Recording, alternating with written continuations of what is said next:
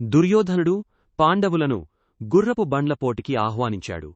భీముని బండి మాత్రం అతని బరువుతో వెనుకబడిపోయింది. దుర్యోధనుడు ప్రక్కన చేరిమధురంగా మాట్లాడి ప్రేమనటన చేశాడు. పోటీలో నకుల సహదేవులు గెలిచారు. తరువాత పాండవులను కౌరవులను విహారయాత్ర పేరుతో ప్రమాణకోటికి తీసుకెళ్లారు. అక్కడే భీముడిని చంపాలని దుర్యోధనుడు నిశ్చయించాడు.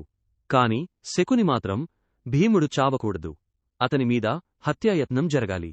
అప్పుడు పాండవుల మధ్య ద్వేషం మెల్లగా రగులుతుంది అని భావించాడు. గాంధార దేశం నుండి సరైన మోతాదులో విషం తెప్పించాడు.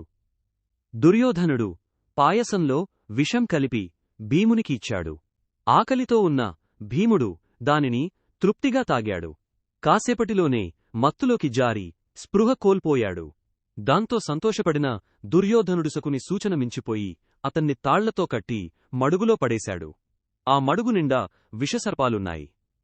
శకుని భయపడి ఇది పొరపాటేనా అని తనలోనే అనుకున్నా భీముడు తిరిగి వస్తాడని లోలోపల నమ్మాడు. భీముడి శరీరంలో ఇప్పటికే విషముంది. పైగా పాముల కాట్లతో మరింత విషం చేరింది. కాని అదే అతని రక్షణ అయ్యింది. ఒక్కసారిగా స్పృహ వచ్చికట్టిన తాళ్లను చించేసి పాములను పట్టుకుని విసిరేస్తూ చంపసాగాడు. ఆ భీకర దృశ్యం చూసి మిగిలిన పాములు పారిపోయాయి.